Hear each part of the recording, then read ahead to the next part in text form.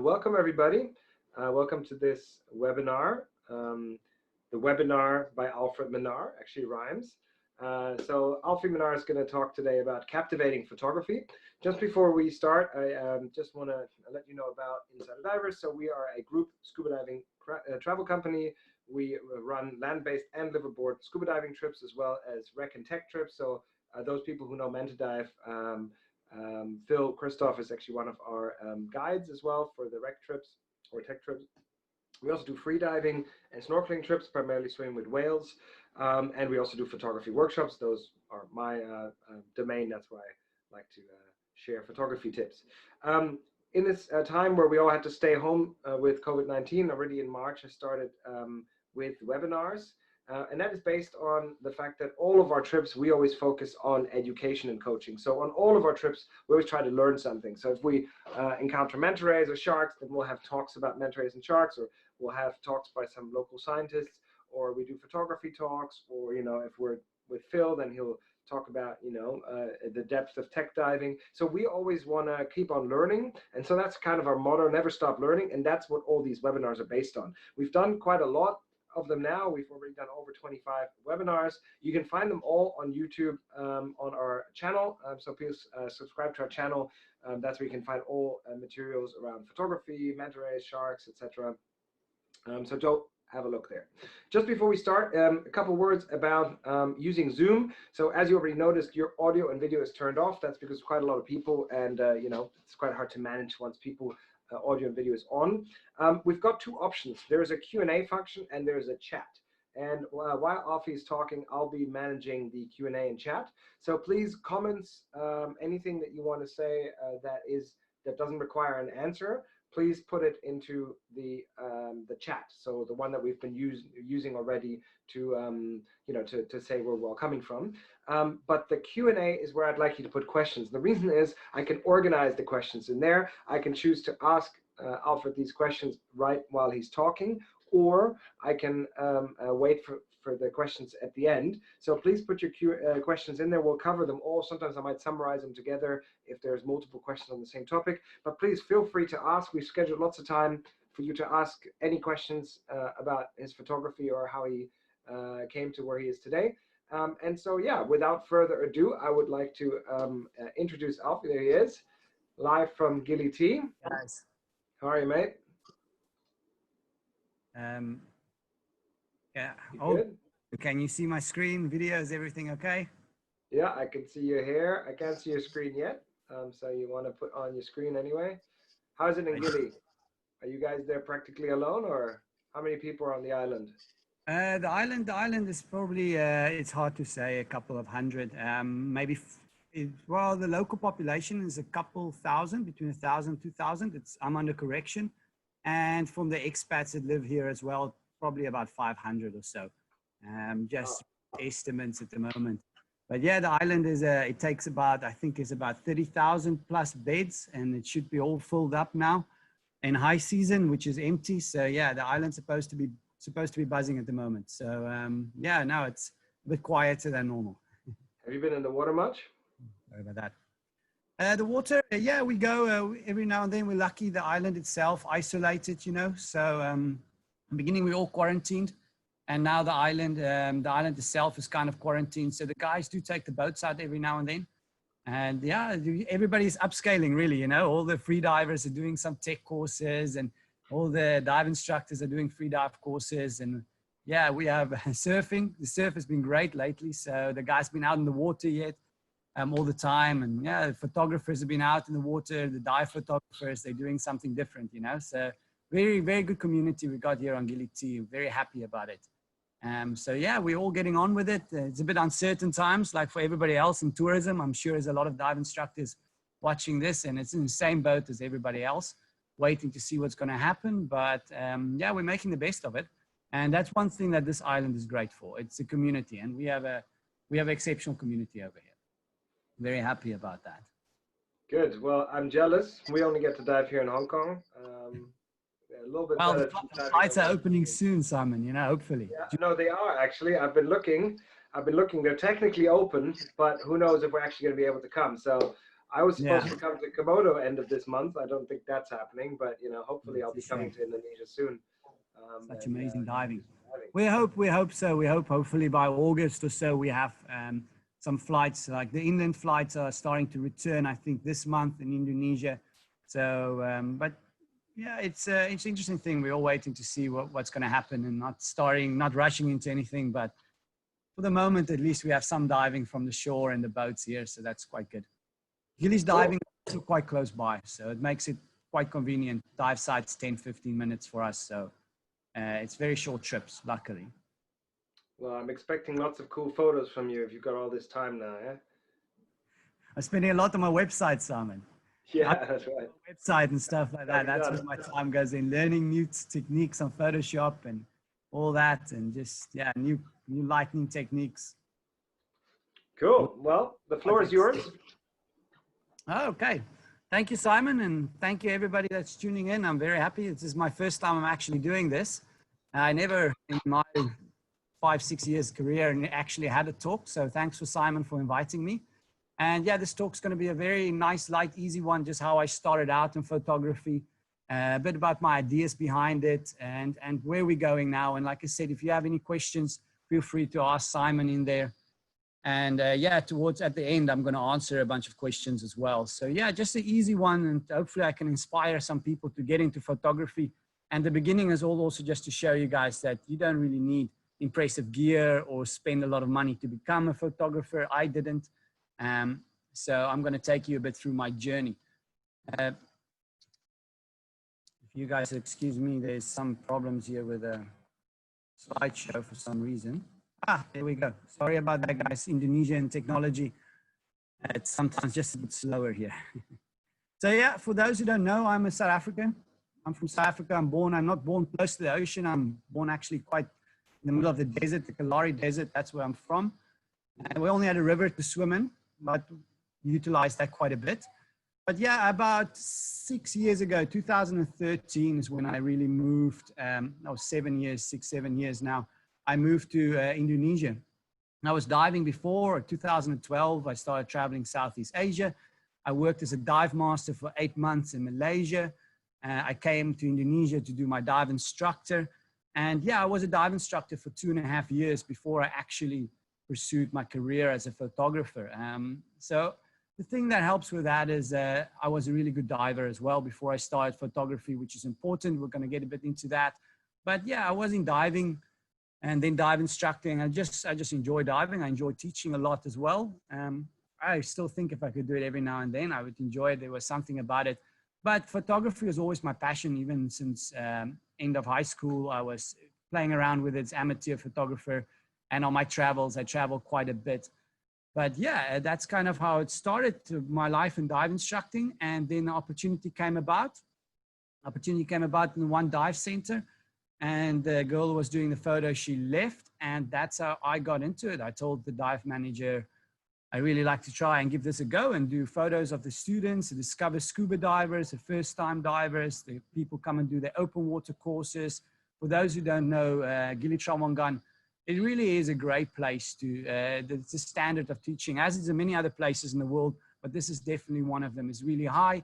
We have a high amount of students coming through, discover scuba divers, open waters.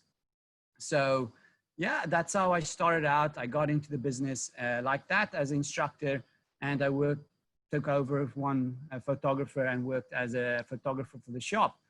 And yeah, but just to answer a few more things here now these days, I do fine art, a fine art photographer. That's really my passion. I hope to pursue that a bit more in the next few years coming, websites out there, prints, things like that. But also brand photographer, great brands has been sponsoring me. Not sponsoring me, brands been using me for my photography. Brands, it's quite lucky with that. So I do a lot of brand photography for different brands. We'll get to that. A journalist, I did a bit of writing for Dive Mag. Dive Magazine's been a great supporter. They send me on quite a few trips. I do photography for them. You guys can see I got quite a few covers. I do some stuff for other magazines as well. Hopefully there's going to be an article out in Tauchen. So yeah, a bit of journalist, a bit of photography, although I enjoy the photography side a bit more than writing. I wouldn't say I'm a natural writer at all. And yeah, like I said, I do a bit of tech diving. I hope tech diving, I do it with Full. You guys know Christopher, Full, Christoph CCR on Instagram. Now, Full himself is, yeah, me and him has been doing some great stuff, and he taught me some tech courses, and I hope to do more with him, rebreather, stuff like that. And yeah, I don't really have too many ambassadorships because I shoot brands. I don't really take ambassadorships. The only one I do take is Dive Pro Video Lights. And yes, because I love the video lights, amazing brand. And I'll get more into my video lights. I really like shooting with video lights. I do shoot strobes. I shoot a lot of natural light. Everything has its time and place, but overall, dive video lights is my favorite thing to shoot with. So yeah, to get on a bit with it,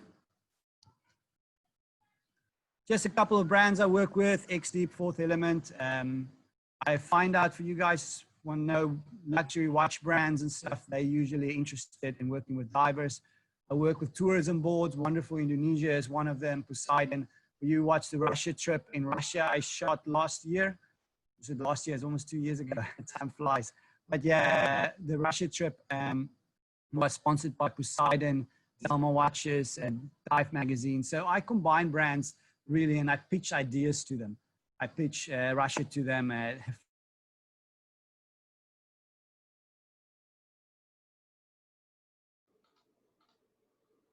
Funny story is the editor actually told me, you'll pay me some money if I actually manage to come back. He paid me a bit of money. But yeah, it's not a, it's like I said, I'll combine the brands, I work with them, very nice industry. I go to dive shows, meet the guys, and overall, great support from a lot of them.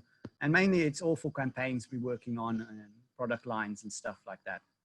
So that's just a couple of them. But yeah, this is where I began. This is some of my first photos. If you guys have a look there, you'll see typical Discover Scuba Dive photo in the corner, left-hand bottom corner there. I took students how to start it out, first dive. I had a very small compact camera. I had it was a Canon G1 X Mark II, basic compact camera. It did shoot RAW though. So I could show you a RAW format, which gives you a bigger file format for those who's not familiar with it. I'm not going to get too technical in this seminar. Simon is there for all the technical aspects. If you guys ever want to know more technicality, you should look into that man's seminars. He does some great stuff. So this is going to keep a bit light and just tell you about my journey. So yeah, I shot RAW for that photos there, but I learned a lot. Discover scuba divers, couples, beginner divers, all natural light. The only little strobe, I didn't have a strobe. I actually used the Canon's strobe that flash that pops out, which I had a small diffuser, and that kind of worked in certain situations. But yeah, this is how I started out, the Discover Scuba Divers. Gili Trawangan is known for turtles. And yeah, everybody wanted to have a photo with a turtle. So this is kind of how my first photos looked like. You can still see white balancing is not on point yet for a lot of them. And I learned a lot here. But one thing I learned from Discover Scuba Divers, which a lot of people don't take for granted, is I learned a lot about how people dive, mistakes they make. Really, to get a good photo of a beginner diver, you have to be much more aware than when I would dive with someone like Phil or Christoph. Christoph. He's just, these guys are immaculate divers. They are so good. But if you can do a good photo of a Discover Scuba diver, beginner diver, open waters, you can pretty much do a photo of anyone. So I learned a lot from people, behavior. Of course, I didn't have a strobe, natural light.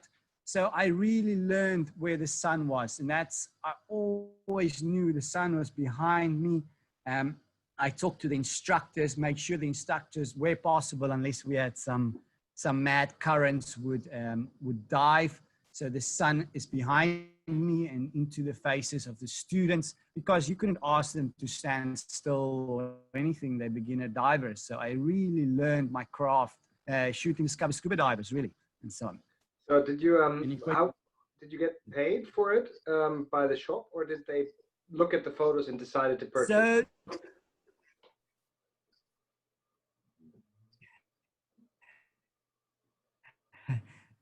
honestly, every shop is different. Now these days, most people want photos. It's not like you can do it with your phone. And because people want good photos, they usually opt for a photographer. So most shops, especially on Gili Trawangan, has photographers. And Manta Dive have 4 photographers really. and an extra occasional one. Now, prices are different. It depends on the quality of the photographer, the gear they invested into it, and you pay what you get for. So it works out anywhere from $60, and usually it works out, I'll just tell the prices, everywhere is different, 60 to $100. And normally it depends, like if you're one person, 3, 4, 5, and you can divide it. I know if you're there in Bahamas, in the Caribbean, it's, I think it's $80, $100 a photo. So here significantly cheaper, but the shops do pay. They use it these days for social media as well. We run big campaigns. So it's very important to get great material for everything. So yeah, no, the shops pay, but normally the people would pay up front for a set of photos. In my situation, I told people they don't have to pay if they don't like the photos. So I backed myself to go take the photos. I told them if they don't like it, they don't have to pay.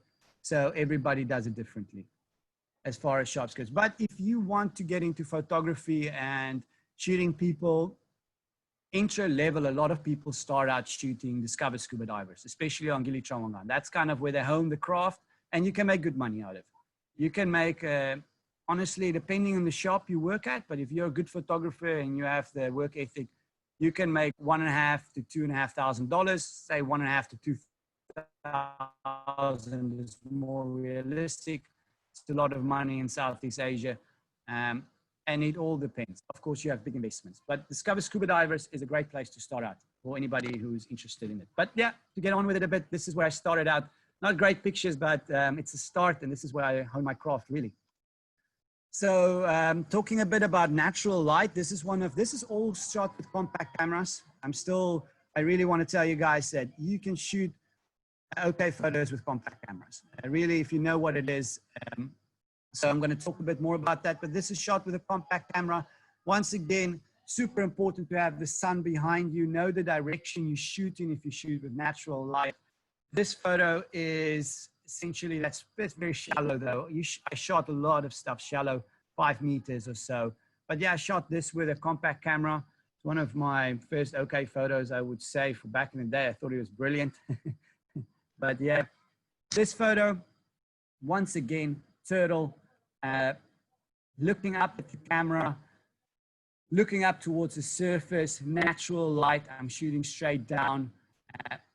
Learned a lot once again. Where's the sun? Where's the turtle? Now, when you look at the turtle photography I'm showing you, is because for those who don't know, that Gili Trawangan is turtle mecca. And because there's so many divers here, the turtles are really tame. Like photos like this, for you who dive around the world would know, not all turtles are that relaxed. A lot of them will just, the moment you see them, they will just bounce. So I do get the opportunity to shoot turtles way more close up, and then way more natural, relaxed state is probably the word, than in most other places in the world. So yeah, for that reason, the turtle photography you see, it is hard to get, but here I have the opportunity. So yeah, I was just waiting for the opportunity for turtles. This one just looked up at my lens. I knew the sun was behind me, wasn't too deep. I got this natural light shot. And I'll talk to you guys a bit later on about my theory behind this type of portrait shots. But yeah, once again, shallow, 5 meters. This is a great visibility day, I'm not gonna lie. Between about March, April, May, we do get those 30 meters to 40 meters visibility. Get on with it. All beginning, all natural light, different opportunities come past. Also, guys, we'll talk a bit about the end. I'm going to tell you slightly about my post-production, because I have an element. I like fine art photography. I do post-production. I can tell people later on, I told Simon, probably never going to make National Geographic, but it's a creation, a fine art piece, which way I interpret it. And the way I like my art is, for me, it's a type of art. So I do have post-production at the end of the slides. I'll tell you a bit about my post-production and my ideas where you can learn to do a bit more. Because white balancing is very important for me. For instance, I do not white balance in camera. I white balance only in Lightroom. Once again, Simon has some great seminars and stuff. So it's super easy to white balance in Lightroom. Your camera just captures the information. You have the information. I do everything in Lightroom. If you shoot video, video is completely different. Please don't listen to me about anything about video. I'm the last person to ask, but I'll tell you at the end of these slides about a bit of post-production. Talking about light, this is my good friend Mons. Mons, he worked in the previous dive center I worked in. We're both starting out. At this stage, he's a beginner tech diver. You can see there's bubbles coming out of his stuff. I think you get crucified for that now. But we were all starting out at one point, and he's the first guy who took me and said, yeah, let's do some tech photos. We saw these photos online, and now I'm there. I don't have a strobe. I don't have a light. How do I get light in the mask was one of my biggest questions when I started out this photography. I want the subject lit up. I don't have a strobe. So number one, you go into the deep blue. It's what we did. And I made him look up. So essentially he's looking up to the surface. And because now he's immaculate, the same, him and Phil, all these guys, they're great friends. They are amazing tech divers, amazing divers in general. So I have them hover in perfect trim. This is not perfect trim, but these days they can do it. But with the rebreather, it's always a bit harder. Is everything still good there, Simon? I just say my internet connection's unstable. Just double checking. Let me know if you don't hear me. So yeah, I made him hover up, looking towards the surface. And yeah, I got natural light in him. So this is all natural light, hovering in the blue. In photography, you pick your background first before you pick anything else. I'll talk a bit about that later on. But when you shoot down and he's hovering in the deep blue, you don't have any perception. So it's a blue background still, and I got my subjects lit up perfectly.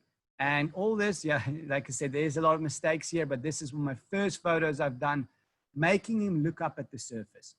Lights up subject, and it's beautiful, nice, soft light. I still do this technique today, only with some slightly better settings. And you can see the hands there is a bit overexposed. Big tip if you shoot divers, tech divers, make them wear gloves. It's gonna save yourself a big problem later on with, especially post-production. Even Phil cuts, he always cuts his fingers if you follow Christoph's CCR. So sometimes I have to compensate for that.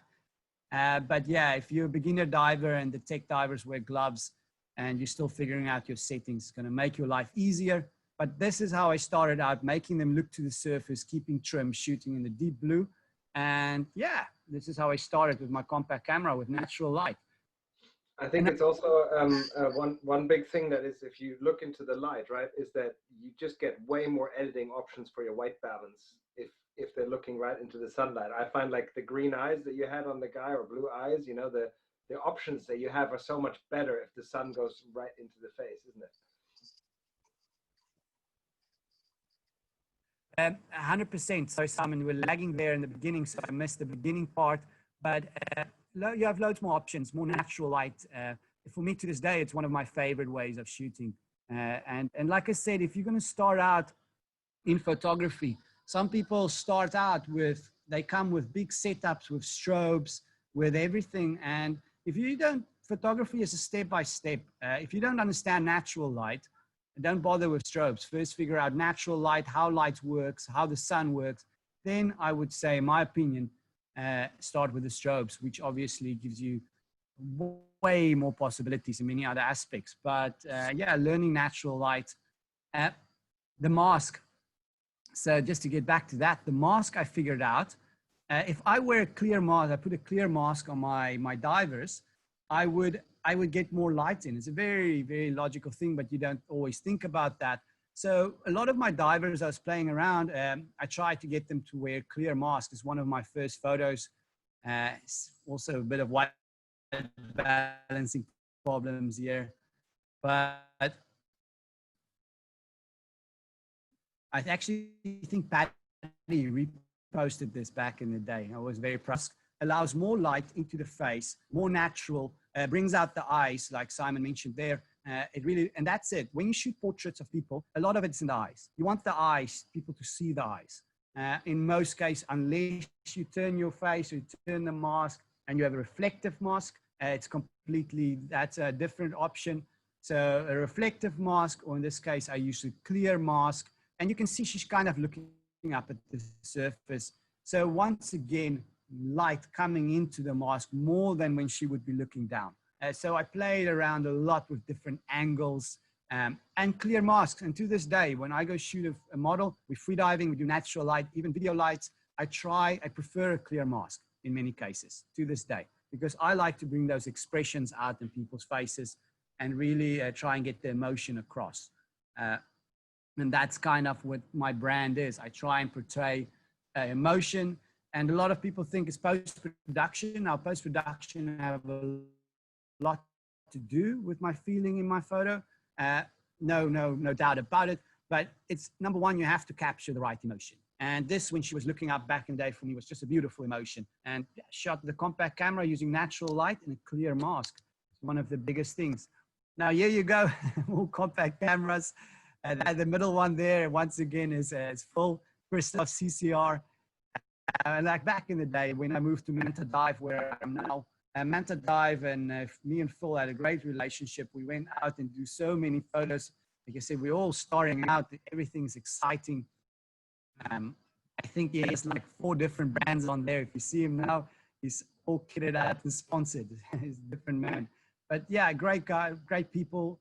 All the guys helping me out. And you can see there at the left, that's Jackson Groves. Now, Jackson's kind of looking up towards the light and the mask is reflecting. So that's where I talked about, if you don't see the eyes, I like that emotion. The same with Phil. Phil's mask is reflecting.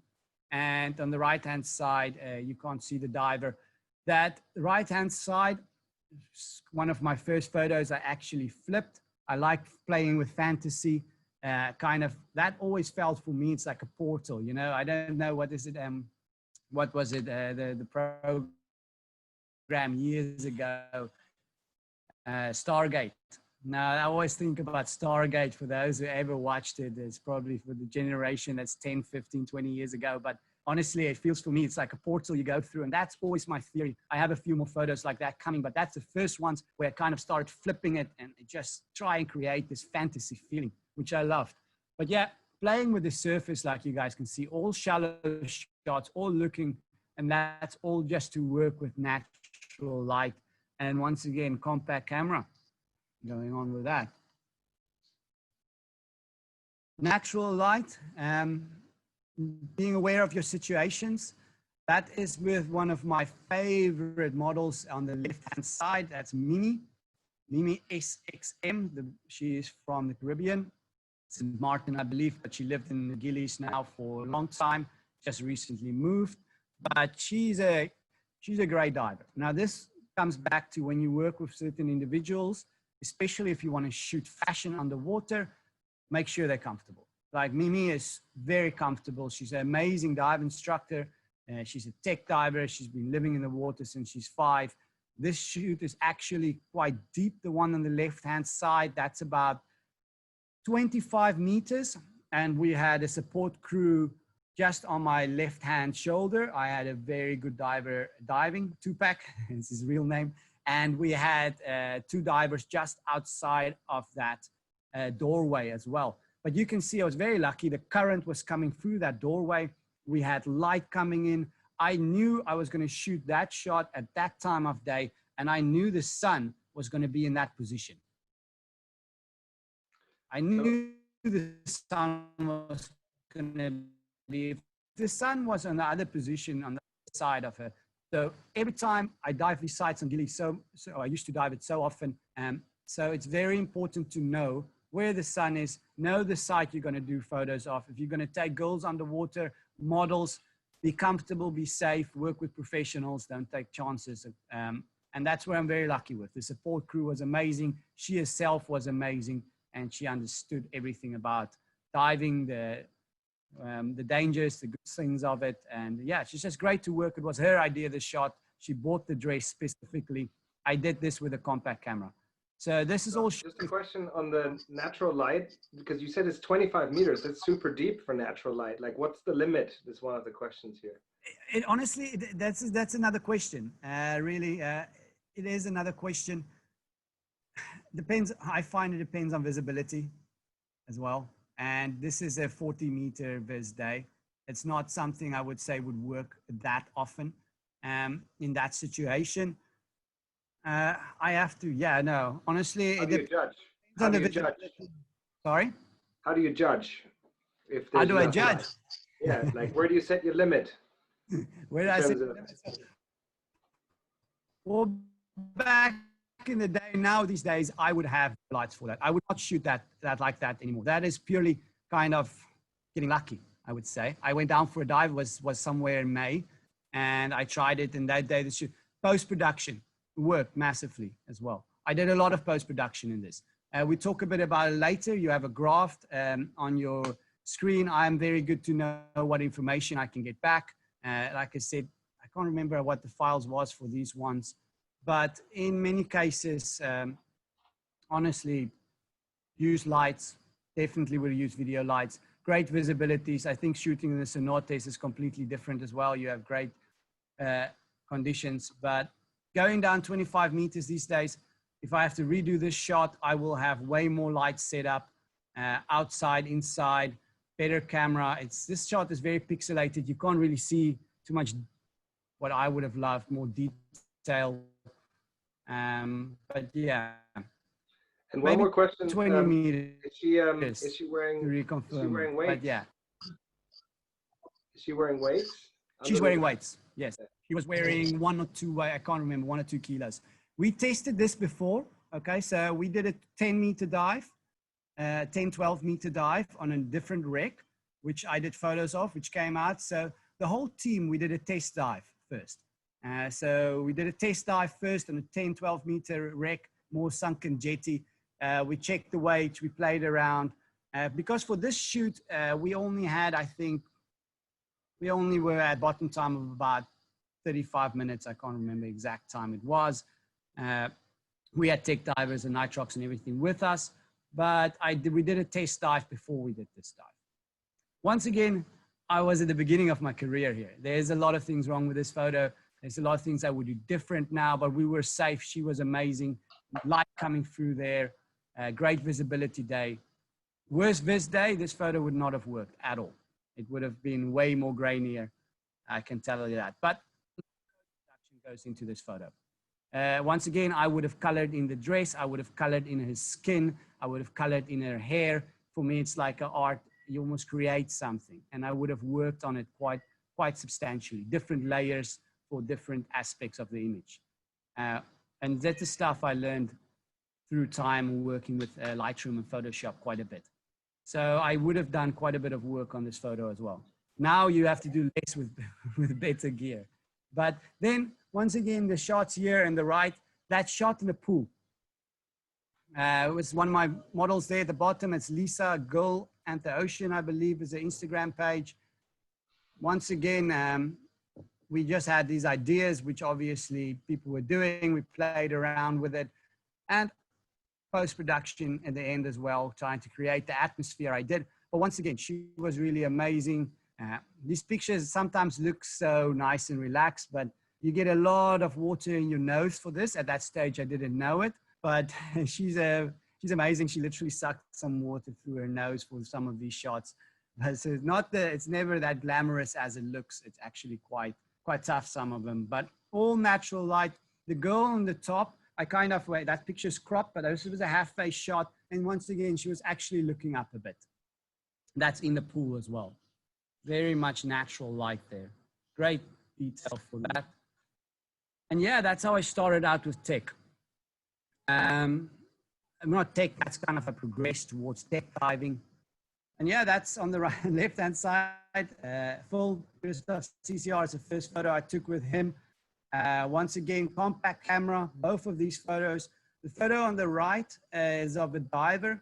Now, when you look at these guys, they are not posing. You may think they're posing. The diver on the right looks like he's posing, but he was just visualizing his dive. Now, when you do tech diving, you kind of visualize the dive you're going to do because there's a lot more processes going on. And the same with Phil on the left-hand side. I'm under correction. That's probably a 60 to 100 meter dive. They were checking if the drop was correct at that moment. I can still remember it. And you get a countdown, it starts from X amount and it goes 10, 9, 8. And you have to drop on that site, swim right down or else you're going to miss it. So yeah, focus. That's when I started my career with tech divers. And I realized I got really good photos of them. because I do not have to pose them. I didn't pose them. I try and capture a moment when they're actually in it. And that made for what I say a bit more of a captivating photo. You can still do that with an open water scuba diver or a scuba diver in general. It's just so much easier for them. You know, they put it on if they're really good at what they do, and then they're done. They sit there. Okay. So what I do with open water divers, if I have a shoot, a brand shoot, I would just have them gear up and gear on consistently to get movement and to get that shot. So I actually make my open waters, especially for brand shoots, or the instructors who dive single tank, I make them gear up and gear down just to get movement and focus. But with tech divers, usually our focus is quite a bit serious. I've been shooting with a lot of these guys, so they don't even realize I'm there.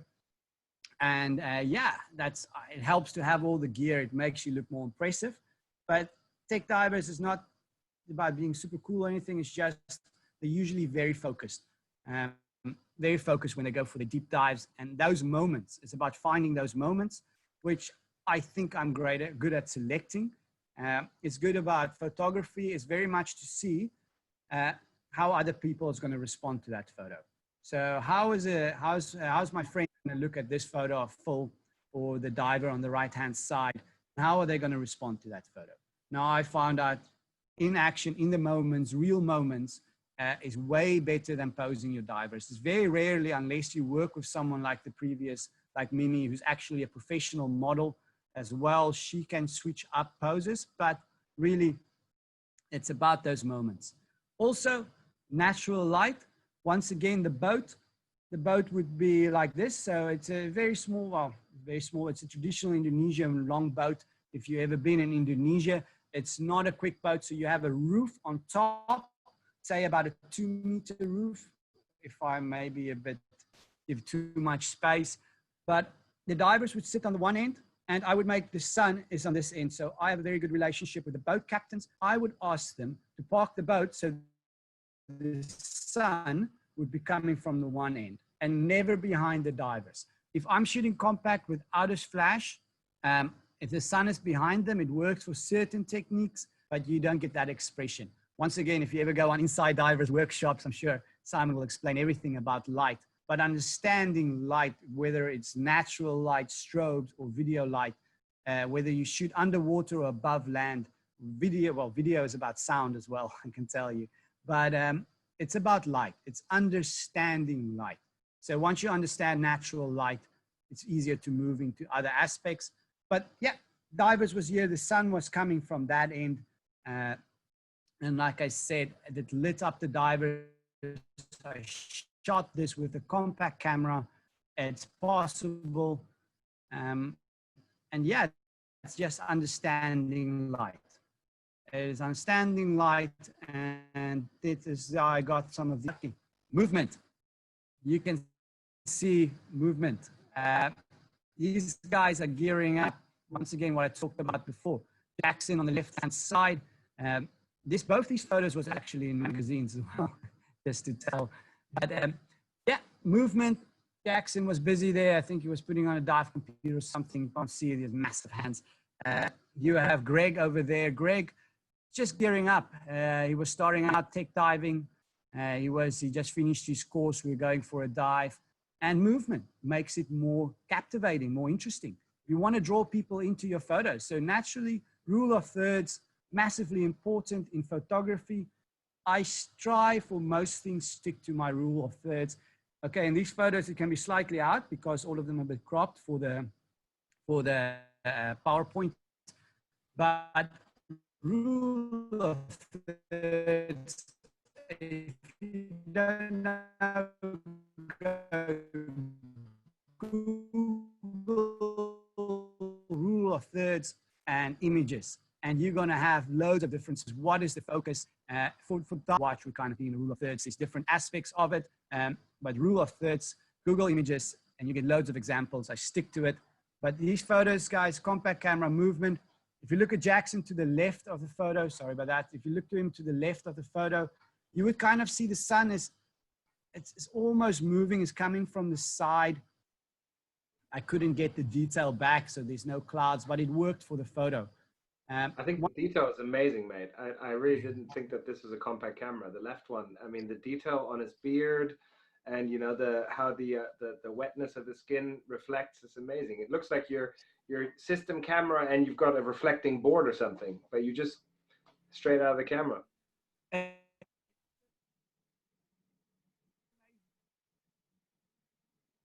on, you're lagging there.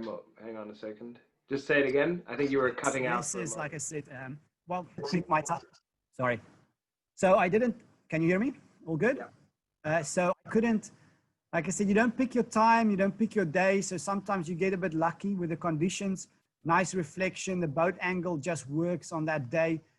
That's a lot of why my post-production, also I got good at that because, you know, a lot of photographers, they say only shoot golden hour or the blue hour or early mornings, late afternoons, whenever cloudy.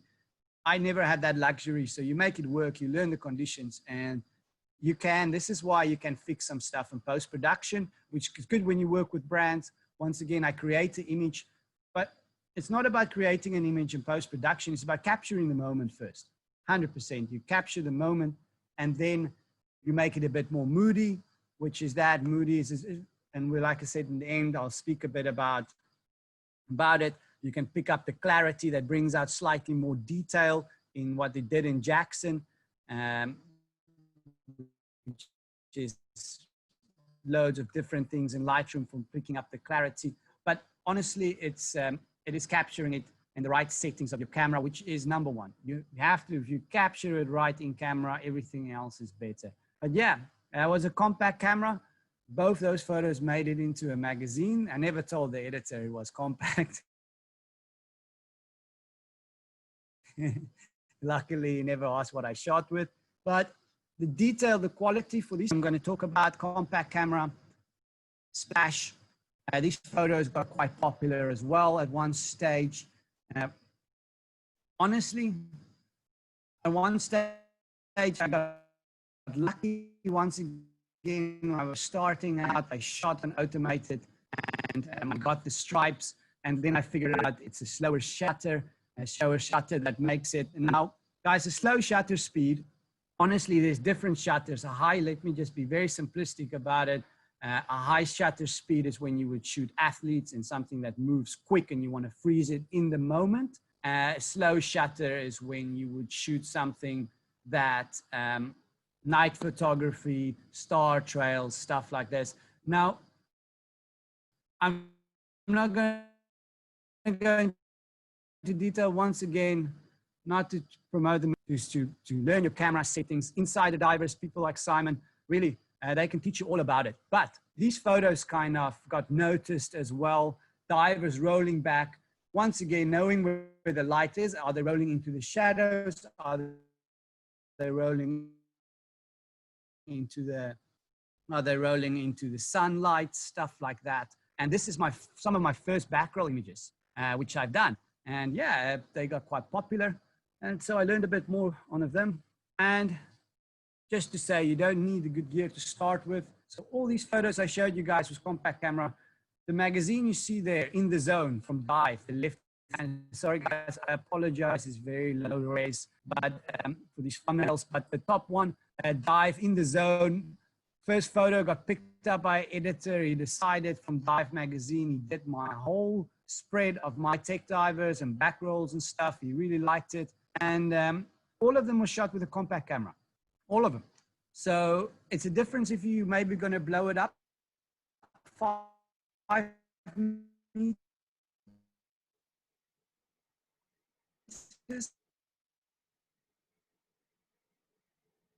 You're going to go to dive shows and stuff.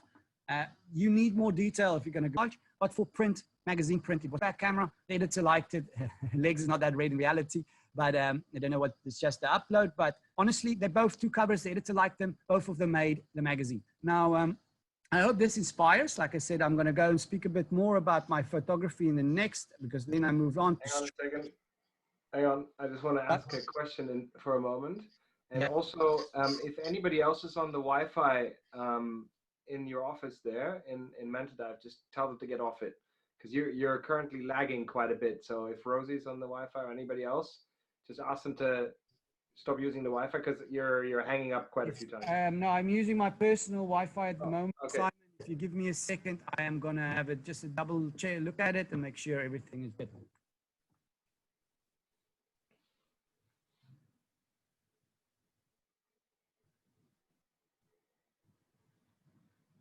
So yeah, those who did actually join a couple of my webinars, I talk a lot about light as well, not as much as Alfie, because Alfie's really a light master.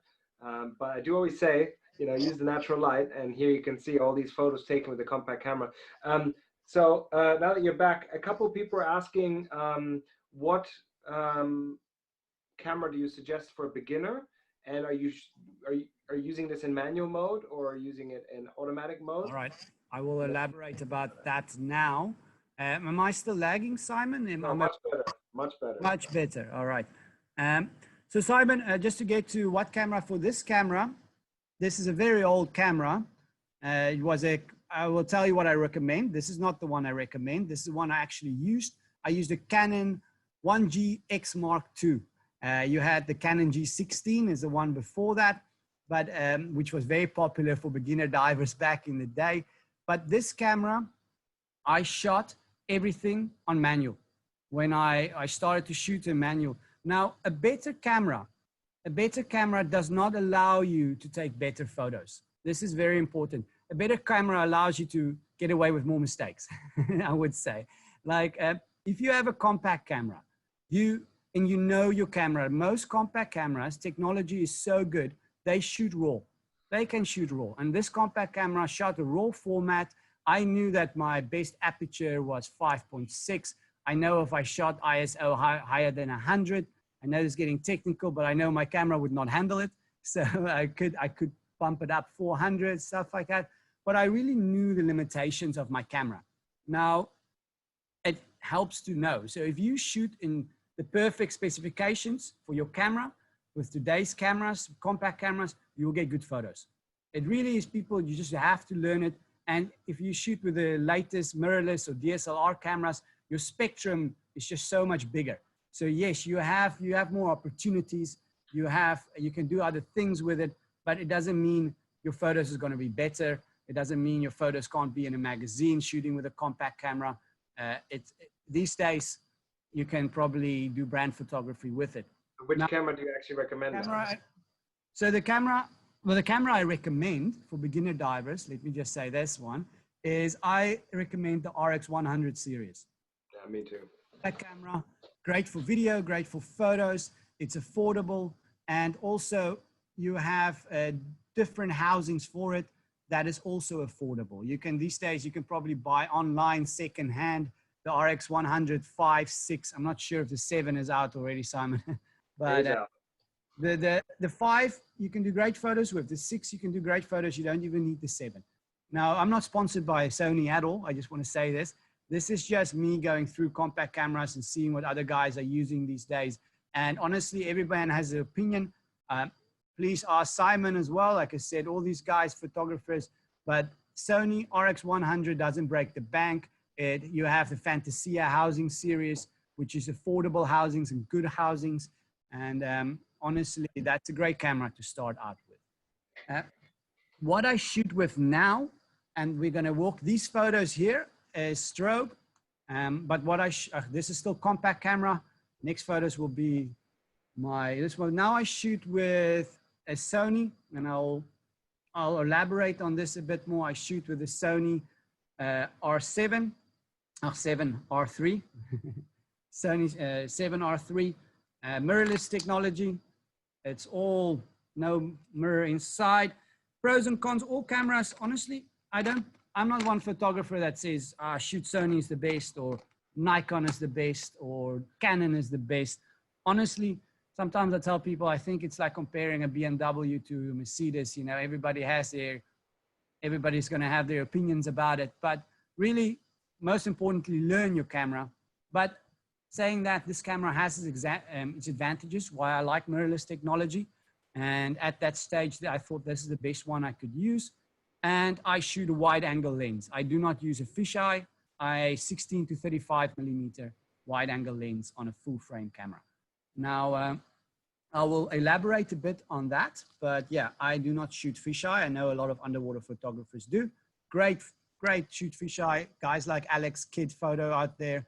If you want to check his stuff out, great fisheye photographer, natural light, what you can do is amazing. But for people, I prefer 16 to 35. Now, guys, just quickly about these photos here. You've been staring at it. It's also my beginning photos, but I got a lot better here. I started working with strobe. I had one strobe here, and I had it on top of I had to figure out how to do it. So yeah, go do a course so you figure out quicker than me.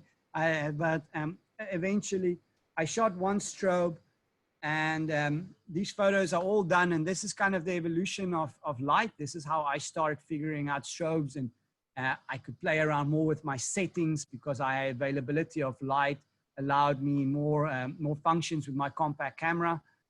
So yeah, I started this and start playing around. And this is the photo on the right, the turtle of my Frankenstein turtle. It's quite a few years ago, but this one got quite noticed a bit. And then this is one of my first big photos. I used strobe as well. And this is when I shot with a high shutter speed. Now this is not night photo. This is not shot on a night dive.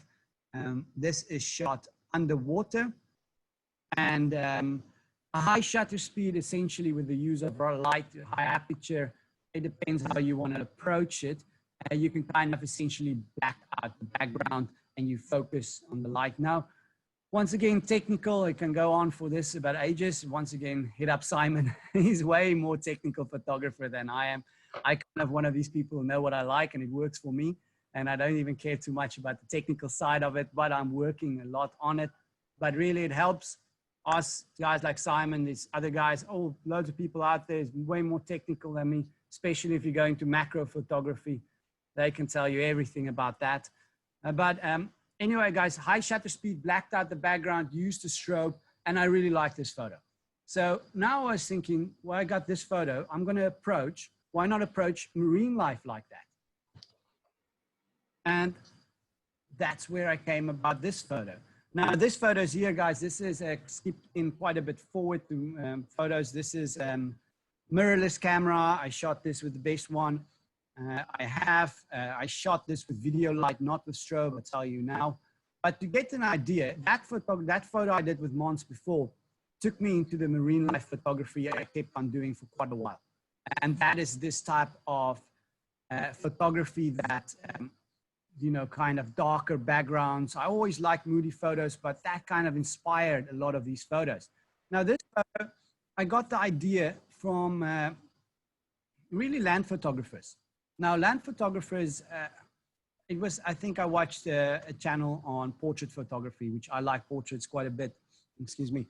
And it's essentially working with different light and trying to get your, kind of black out the one side, light up only the one side of the face. And there's very much more technicalities about it, but I got this idea from land photographers. Now, this is one thing that's very important is if you want to shoot underwater, you want to do shots like this.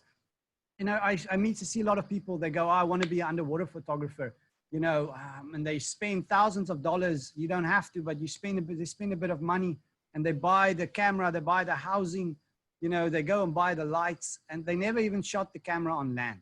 So if you want to be a photographer underwater, it's not easier underwater. Okay, underwater, everything is harder. If you see a good underwater photographer, those guys is probably good land photographers as well. And they definitely know the cameras. So buy a camera, test the settings on land. It's a lot easier. Light is a lot easier. Watch tutorials on YouTube about how to do it. You can watch anything on YouTube at the moment. So really buy a camera and shoot on land. Practice, enjoy it, and then see if you like it. Okay, I know people are passionate. They go buy the sets, but practice on land. I practice a lot on land. Different people, models, lights. I play around with it. Got the theory on land, then I took it underwater. And this is a theory I wanted to shoot. It took me 2 days, especially to get the turtle to kind of move and look at me this way. Like I told you, I'm very lucky and gilly. Now I shot this with video lights, not with strobe.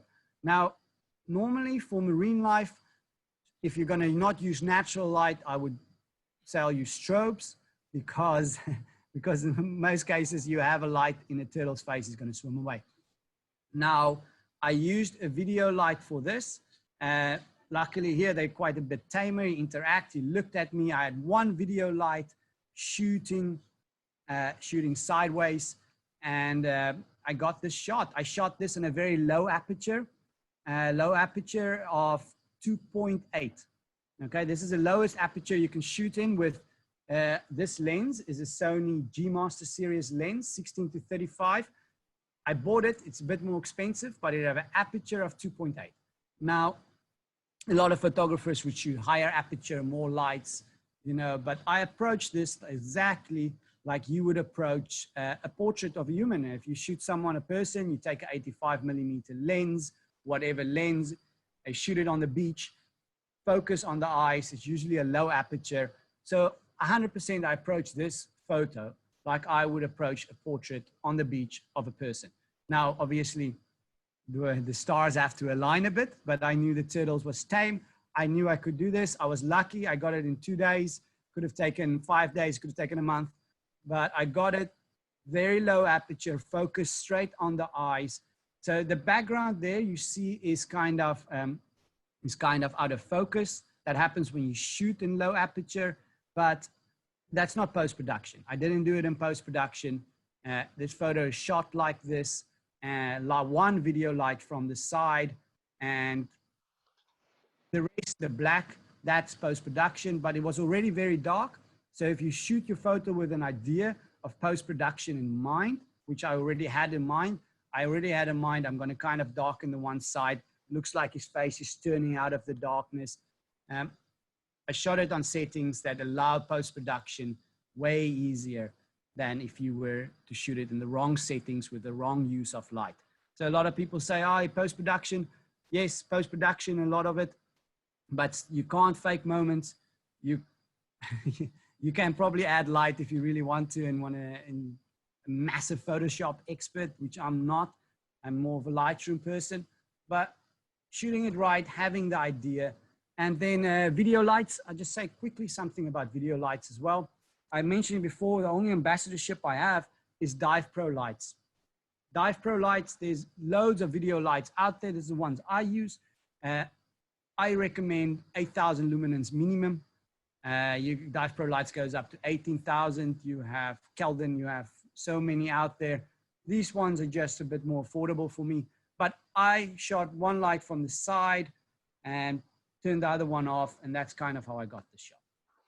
And normally for video lights, it's my preferred way to shoot these days, but marine life, strobe's probably more of an art of getting the shots. But once again, because I shoot with a video light, this is very important, because I use live view from mirrorless technology, I can see my image on my screen, which I believe the Canon and the Nikon photographers are a bit different on it, but I really see and I read the information on the screen. So it gives me a live information. I know my exposure levels. I can see where my clipping is. So that's where I lose information, where I get it back. So if you're going to shoot with technology, if you're going to pay all that money for a better camera, learn how to use it. Whether it's the best Nikon or the Canon or Sony out there, learn your camera.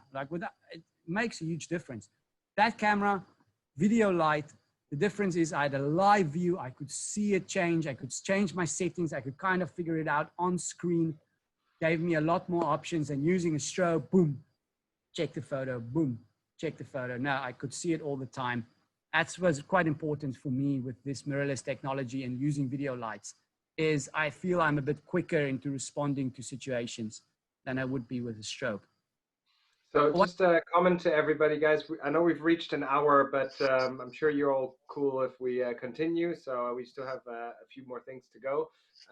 So for those who can't stay with us, no worries. But we will just continue and enjoy as much as Alfie's got to share with us. And yeah, back to you. So I'll just quickly it up a bit, guys. Take your time. Take your time. No rush. Strobe technology. So then most of these photos, I move back to strobe once again. Like I said, there's different techniques for this. Go speak to Simon about it or send me a message. But honestly, guys like Simon is a bit better.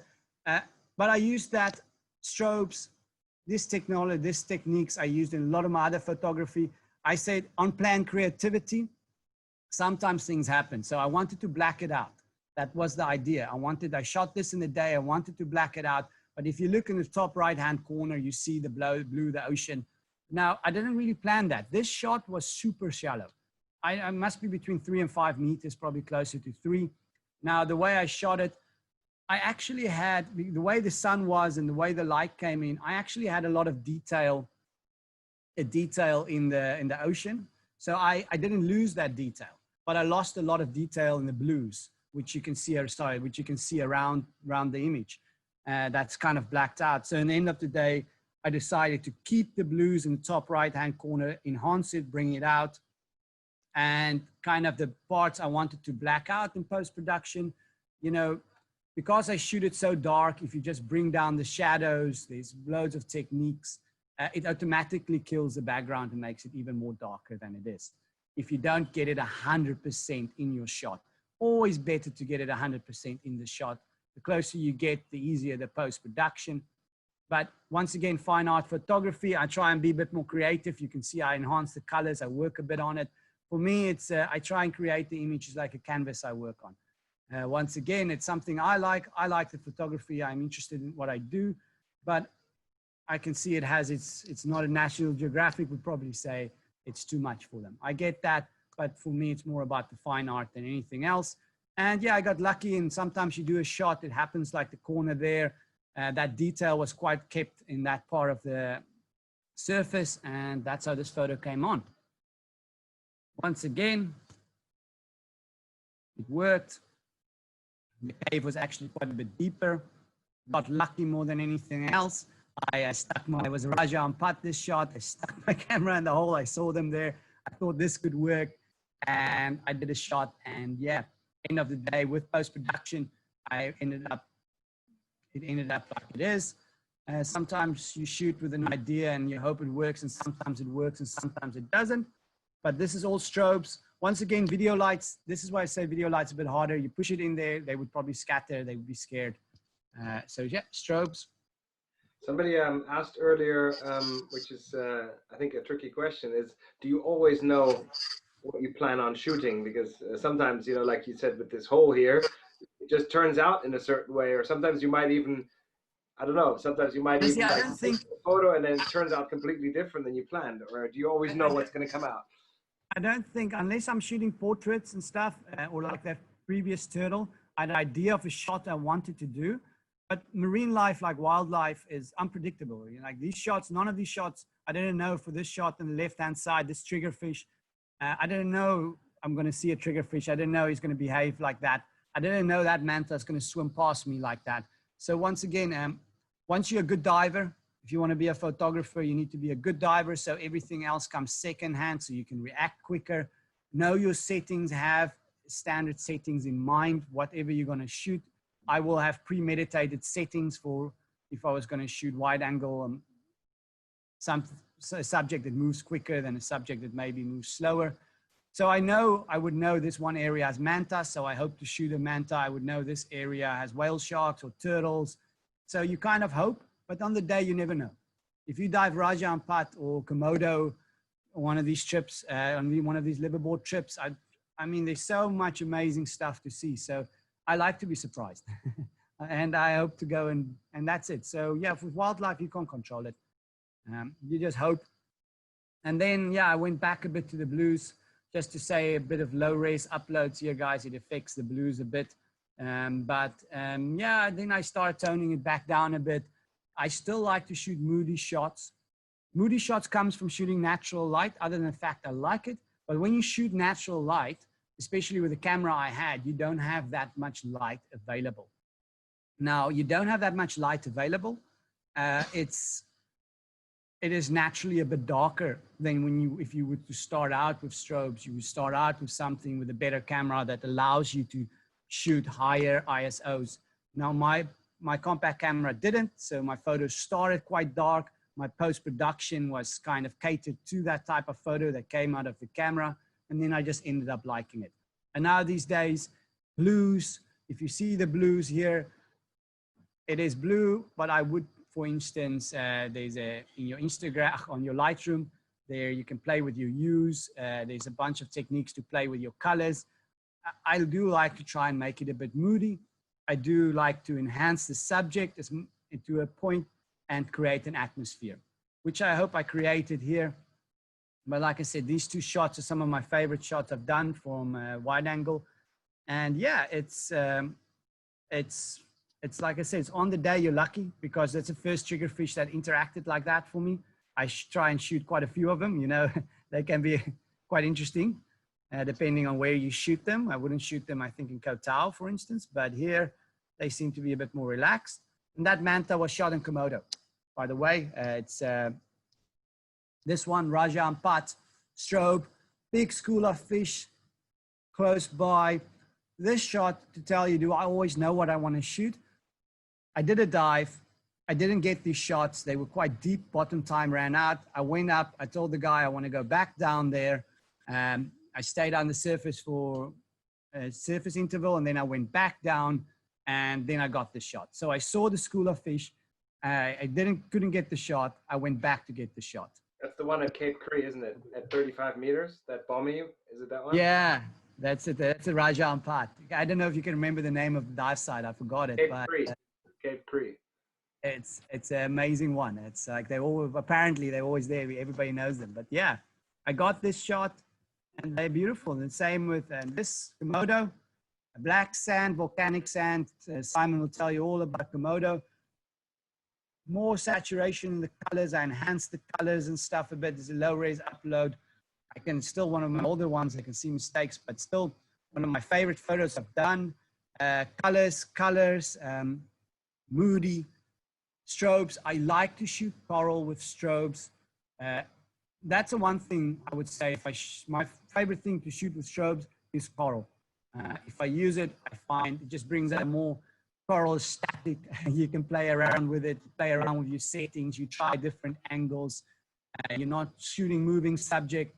And for me, I think if I shoot coral, like most people, it's probably all about the colors. And then in post-production, you can enhance it, a bit more saturation, a bit more of the blues, and truly create an atmosphere. For me, the best is the little fish up there. He was just staying there in position. And for me, it was just such a nice shot. And today is one of my favorite shots I've done. But yeah, for me, it's about mood, feeling, and settings. Well, if you shoot your photos with your strobes in the right setting, the right light, the right visibility, especially this is probably honestly a 30, 40 meter vis day. Not all the days are like this, but this one was. You shoot it in the right light settings. Out of camera, your photo, it can be quite moody. It's just to do the right settings for it. Accidents that turns into opportunity. So these photos, when I started out, everybody knows to shoot with strobes, you get backscatter. Now, backscatter is seen as a mistake. A lot of people spend hours of taking it out of their photos with the right strobe settings. Once again, know your lights, you should not get too much backscatter. But in this case, in these two photos, I kind of tried it. It's a technique where I purposely shoot it into the particles where I do get more backscatter. And that try and create a fantasy feeling to my photos. Like I said, I saw this coral, the model on the right, that's Shargul Madison Pip. She's a big shark conservationist. That was on one of her trip, Project Hiu. But we were just free diving. And just by the way, she's hovering. She's not sitting on anything there. Just to make that clear, I will get a lot of heat. She's honestly, guys, no, she's really good free diver. She's not touching anything there. She's actually quite a bit above the coral, but it's just the angle. Now, it didn't quite. I was kind of trying to get the coral like wings, and I kind of couldn't get the angle right, but it still came out. I tried the technique because I want to make it like stars, kind of make this fantasy feeling to it. The same with the jellyfish on your left-hand side. Now I have photos of this jellyfish shot with natural light. I did the whole thing. This is Kalimantan, I believe, East Kalimantan, Darawan Island, if I am not mistaken. I quite like the hitchhiker on it. You can see the parasite living on it. And yeah, for me, it was just something floating through space. Once again, I shot different techniques. I tried it. It's only after I uploaded it into my laptop where I knew if this was actually going to work. I wasn't sure if this was going to work. You never know with these shots because it's very easy to mess them up as well. But you do this on purpose to get the backscatter and creative photography and creative. Are you also free diving? Sorry? Are you also free diving, or is she coming down to? I was, in this case, I was free diving as well. This shot would have been about 5 meters. So I do free dive. When you do shots like these ones, like I said, it's easier for me to free dive it because you move so much quicker. So we would come up, we talked about the shot, exactly what we want to do. It took us a few goes. Then we would go down and try and do it. So, so I was free diving, and diving, you can't move that quickly when you are scuba diving. I mean, you can't pop up and down, up and down. I can give you guys a dive lesson. If you haven't done diving before, definitely start and you learn the rules about it. But way easier on free diving. You get way more shots and safer as well for many reasons. There's another example. Try something different with the backscatter. It worked on this occasion. This is shot in Ahmed. This is the same school of bump heads. One just natural light versus strobes. I like both of them. And I'm going to show you, I got back to natural light a bit later on. I went through this phase where I shot everything with the strobe. But here you can see a difference between light versus non-light. But both I like, different stuff there. Natural light, both of these. This jellyfish on the left-hand side is the same jelly as the one I shot with the strobes and backscatter that makes it look like stars. So just different occasion, different light, and just to show you the use of different and what you can achieve. But kind of natural light, the right-hand one is seal. I shot recently in Australia. Natural light, once again, shallow, knowing your light, and knowing white balancing in Lightroom. You can bring back a lot of colors, tweaking a bit of colors you can create. And you can either bring back the natural colors, you can create more of a fantasy image. It's really up to you. But both these. We had a question here earlier. When you're not shooting with strobes, what shutter speed do you like to use? Because obviously you don't have the limit. That's a quick question. A good question. Beyond 250, people have to remember lower shutter speed allows more light, right? So it depends on the conditions. It depends what I shoot. Like if you shoot seals, what 1/500 probably, because they move so quickly. I will shoot if the light allows, and I shoot subjects like a seal, because I have the live view, because I can see exactly my exposure levels on my camera. I would kind of push it as high as possible for moving subjects. That's quick moving subjects. Otherwise, 1/350, something like that, I would say. I wouldn't particularly go lower than that. Once again, it depends on the subject you shoot. But there's a huge difference between shooting a turtle and shooting a seal. But yeah, 1/500, something like that, I would say. But honestly, guys, depends on the camera you use. Depends on what you can shoot on in your ISO settings. The better the camera, the higher the ISO. Once again, please contact Simon for all the details. But it allows you, like my camera can shoot up with a very high ISO. If you have a camera that's not that good, that means you're going to have more of a grainy image. And that's once again comes back down to where if you use a compact camera, you use that is to know your settings, where your camera's limitations is. But different shutters for different, but I'll say 1/500. But honestly, guys, depends on the conditions, depends what I shoot, and lights and everything. This is a tiger shark. Got very lucky with it. Shot with Alex Kidd.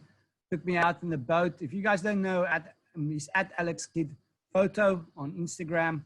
He's a great photographer, wide angle, and he took me out in the boat, and I got lucky with a tiger shark. Super happy. They call this one, I believe, Slacky, and the idea is with the jaw. So the jaw is a bit different. and it looked like it was smiling. So yeah, natural light. Like you guys can see, it's very shallow. You can see the patterns. I wonder if this was 2 meters. So obviously 2 meters, way more options. Natural light. Pick your background. I made a note here, natural light and people. I listened to this. I wish I could remember his name. It's a British photographer. I listened to a talk when I started, and he had mentioned something that changed my life in photos, and that's pick your background first. Okay, there is very little you can do if you have a background that doesn't work. Now, for instance, they say in photography, well, you have to know the rules to break the rules, but in photography, in most cases, you would always shoot with the upward angles. You know, macros, things are different. I'm not a macro photographer, but normally wide angle lenses, you would always shoot with an upwards angle. Gives more of a perception. Superman shot, if you would like it. Superman shot means it makes your subject more imposing if you shoot with an upwards angle. Now, they say underwater, you only shoot down, really very few. And one of the situations is when you shoot wrecks. Either you shoot a wreck, downward angle, or your subject like this is coming out of a wreck, downward angle. It creates a feeling. But normally you would pick your background. If you look at Cody and Kelly on the right-hand side, blue background, nice and crisp. If they were swimming up against the wall, for instance, the wall would have taken away a lot of detail. If you were to shoot down, even if you shoot your, if you were to shoot a clownfish or anything, you would shoot downwards, the background will kill your subject. So when you shoot upwards, you have a bit more of a better background, if I can put it like that. And I always say, pick your background first. I knew the shot worked for the girl on the left, for Cody and Kelly. Cody and Kelly, great athletes once again. People look at this shot. It's not an easy shot. We spend hours under the water, maybe 4 hours. Cody himself, they are actually a famous Instagram couple, Posy Travel Team, I think they call themselves. They're quite famous, but great athletes. He himself is a great athlete. He's a freedive instructor. She herself was great underwater. So we played around with ideas, kind of pushing her into infinity, which is the surface. And I kind of played around with this edit. Natural light. Pros for it, if you had video lights on, I could probably now shoot it definitely with video lights. I have to say for many other reasons, which I will explain in a couple of other photos. But yeah, a couple of photos, pick your background, guys. It's super important in photography. Once again, blue, crisp backgrounds, natural light. Lee, amazing freediver, made a YouTube video about shooting underwater with her. So if you guys want to check out my YouTube, Chasing Shots, I think I call it technical diver versus freediver. And it's about how I do some of my photos underwater. But this natural light, great freediver. I actually took the mask off for this one. So you can see a lot more natural light in the face. The mask naturally would have blocked it. And then come back to the shots on the left-hand side, the fantasy shots, trying to create the image. I feel underwater, it is a fantasy world underwater we live in. It's a world that the laws of gravity do not apply. So why not play with it? Why not create a world that, and it is a different world under the ocean. So that's kind of my idea behind the left-hand shots. It's a picture, she's swimming underneath the surface and I flipped it around. Great day for it, light rays, everything. And try and create fantasy feeling to it, but it's natural. She actually did it. A lot of theory behind the photos. To play, this is full. One of the first shots I did with my new Sony camera a couple of years ago. Once again, looking like he's going through a portal. You see he's in perfect trim. Now, I can tell you guys, this is extremely difficult to do with the rebreather on. If any of you dive technical rebreathers, you would know it is a difficult shot, but he kind of did this. Once again, I shot it with the idea in mind. We talked about it. I flipped the image. I created a fantasy feeling. Back to video lights mainly. And now I shoot with video lights predominantly. If I shoot my subjects, my people, this is a brand shoot I did for Poseidon. I did it for Delmar Watches and Dive Mag. I get a lot of natural light as well because she's just under the surface. So that helps. Video lights for this girl over here. This is Cassie, amazing diver. Video lights. Now, what I like about video lights, and I put it here, video lights combination with mirrorless live view technology. Once again, guys, this is what I like about the camera. Do not have to, there's great pros for working with Canon and Nikon as well. It's just say that I do not want to be one of these guys that tell you have to shoot with one camera.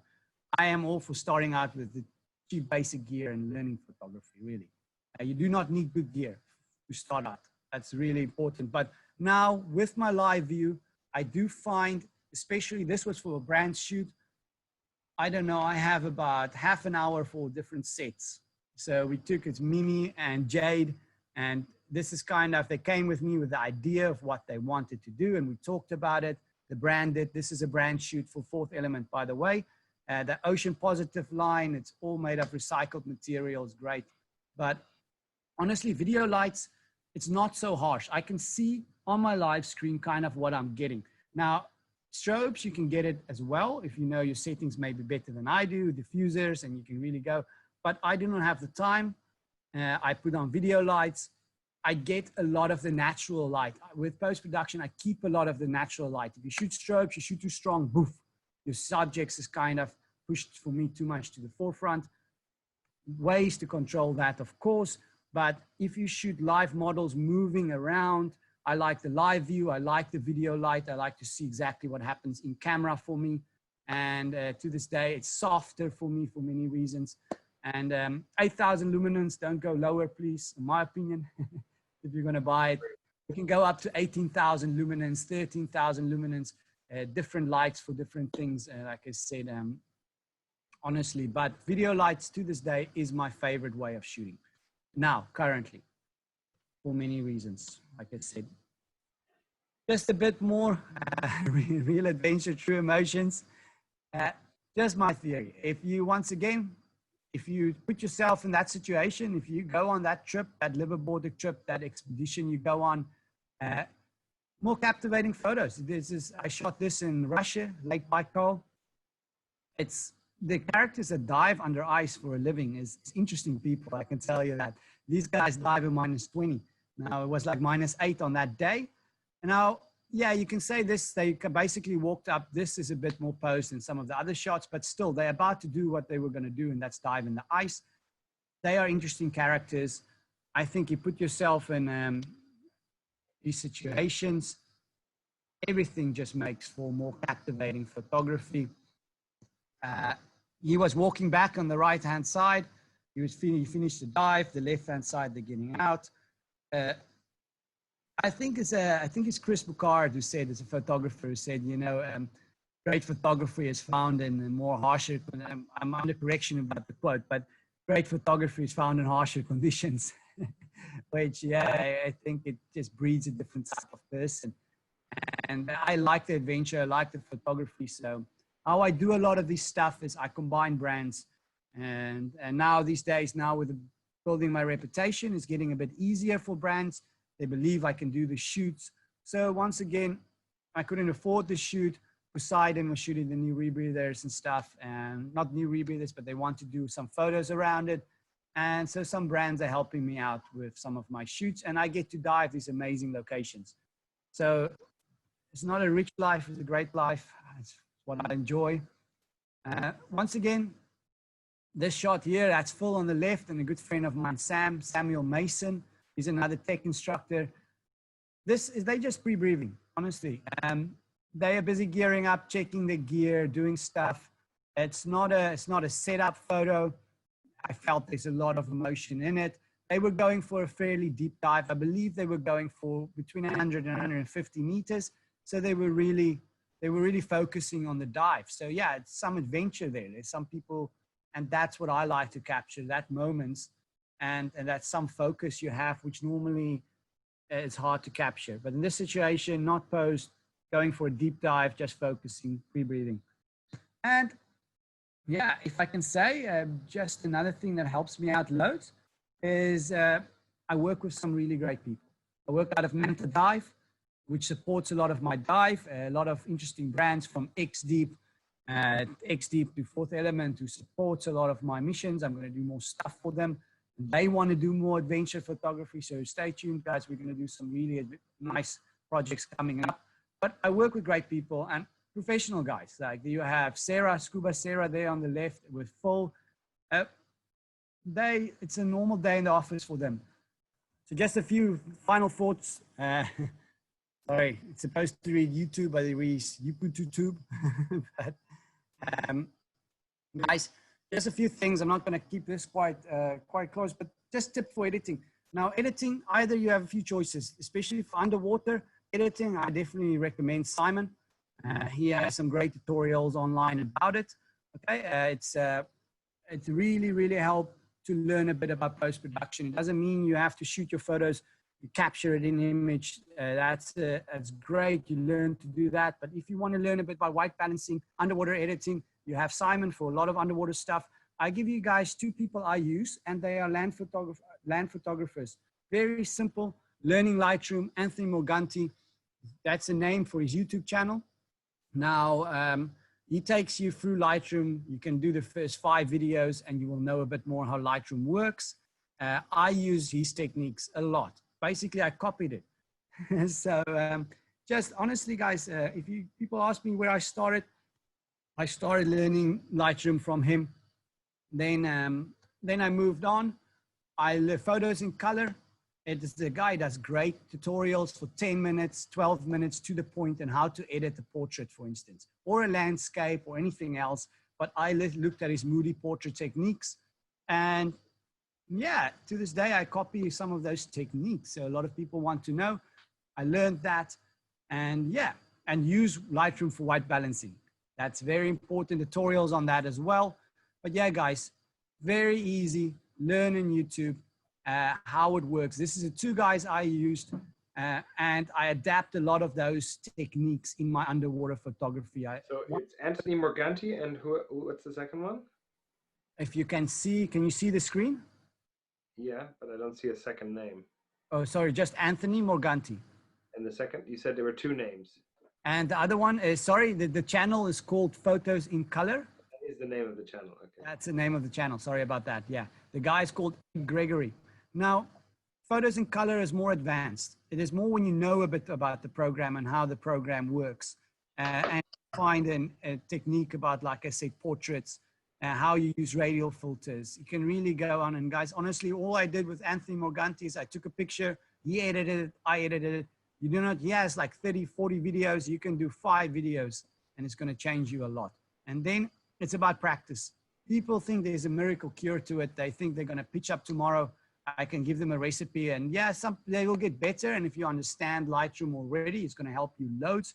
But it is really a lot of work at it. You have to enjoy it. I like the creative process. If I shoot a photo I kind of enjoy what I'm going to do in post-production with it. Like I said, for me, it's an artistic process, which I really enjoy. Just a few places, like I said, you can find me if you guys are interested. Alfred Minnaar, my website, my Instagram. I'm going to do a lot more projects, a lot more adventure, which I'm going to work with some brands like XD out there. So really follow along. I have a bit of traveling coming up. Yeah, hopefully I'm going to partner up with some housing brands and stuff as well. I'm quite a fan of Isota. We'll see how that goes. But yeah, I'm going to take a few of my brands will I work off on some adventures. So honestly, follow along. YouTube for chasing shots is also, it's very light. It's just when I do some photography funny behind the scenes stuff of what we get up to when we shoot on land as well as underwater. So I take you a bit around the world, places I shoot. And yeah, if any of you guys are interested, I do prints. Fine art photography is my passion. So yeah, check it out. Maybe you see something you like, give me a shout. But there's my collections. I do loads of different photography as well. I keep this to diving, but I do aerial photography. I do quite a bit. So yeah, go have a look at it. It's brand new. I have a great friend, Yannick. He did it for me, and I'm very appreciative.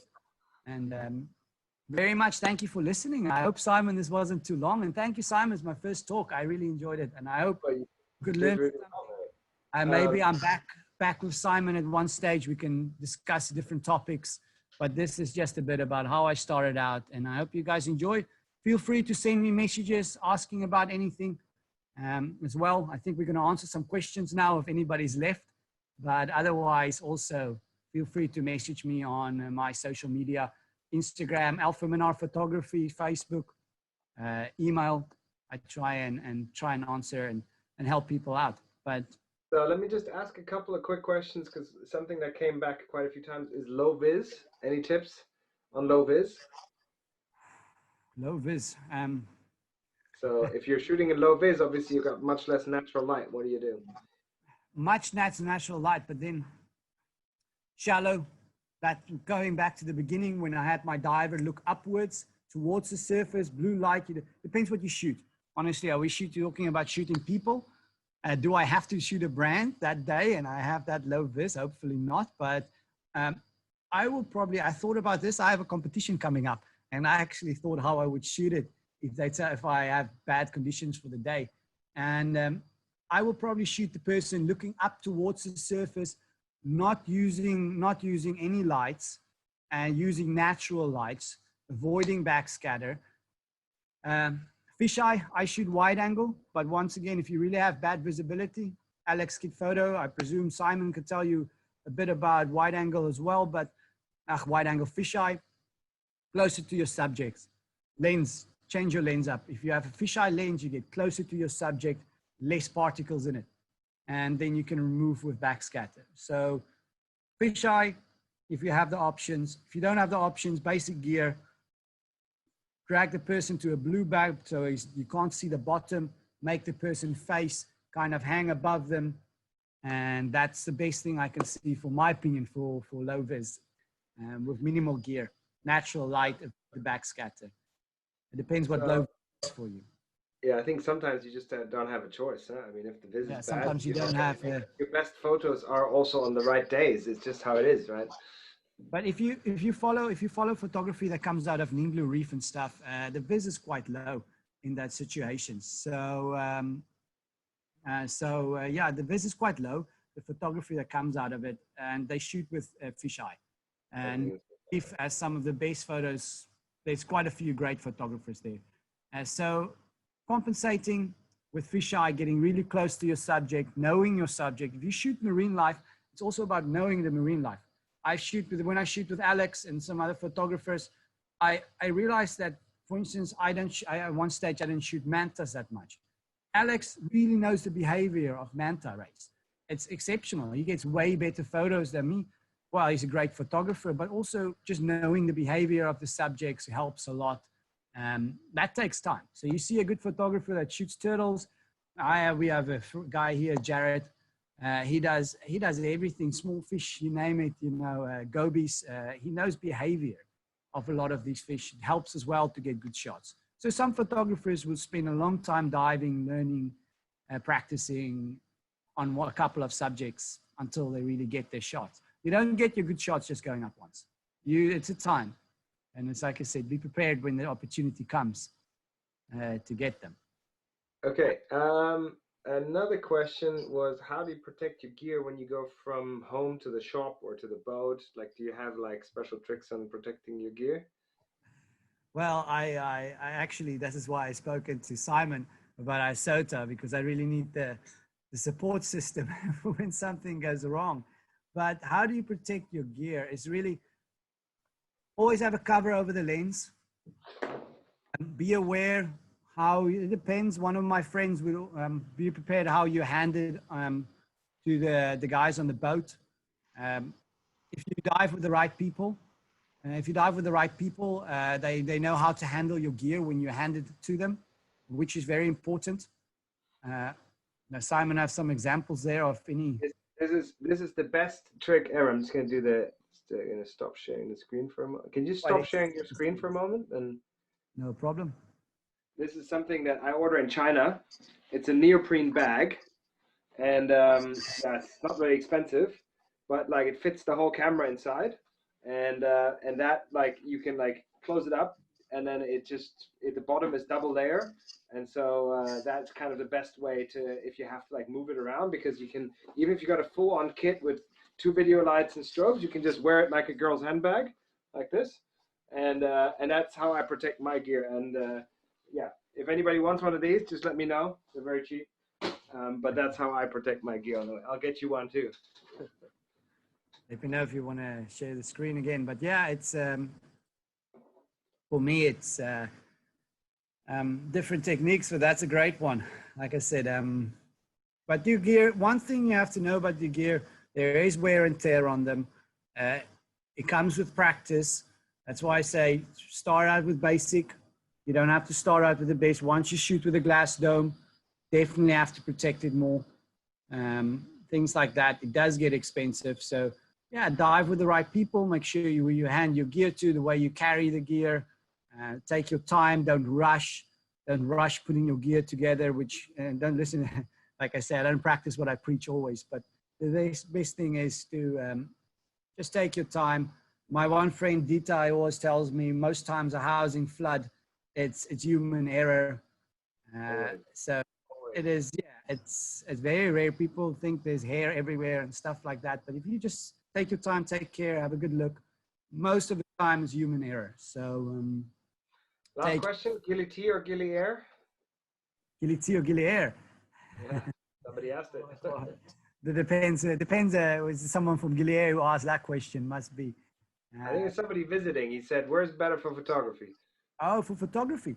Now, honestly, the 2 islands, both is beautiful islands, both have different things. I can tell you now for diving, all the sites, Gili Air, Gili Menu, and Gili Trawangan, they all dive the same shops, same sites. Manta Dive have a shop on Gili Air, Manta Dive have a shop here, as well as many other shops. They have multiple shops on different islands. There's different lifestyles on the island.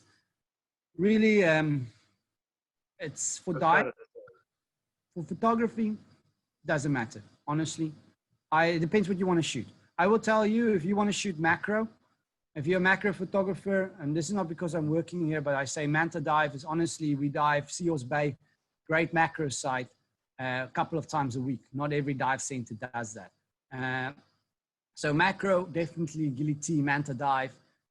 Otherwise, if you pick Gili Air or you pick here, you're going to dive fairly similar dive sites.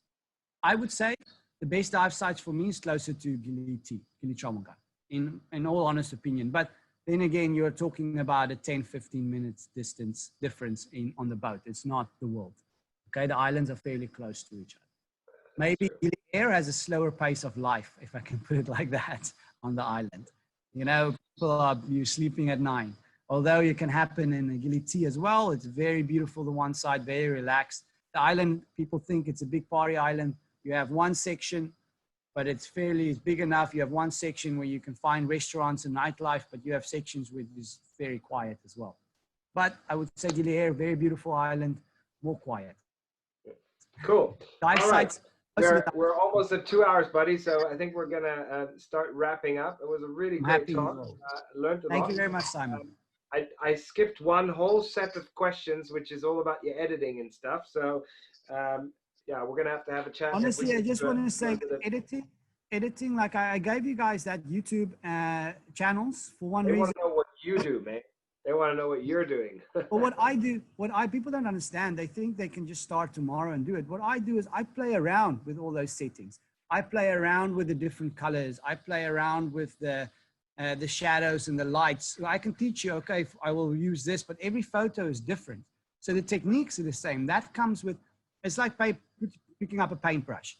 I can teach you certain techniques for it, but you will need to practice to really get to that level of where I'm at. I edited for one stage, and I even edited every single DSD photo I did.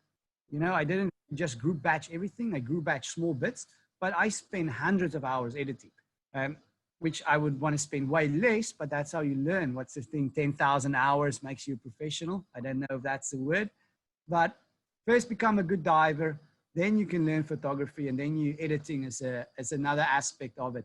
And it takes hundreds of hours even if I learn the techniques for you, what I do, it's every photo is different. And it's how you interpret that photo. How do you see that photo?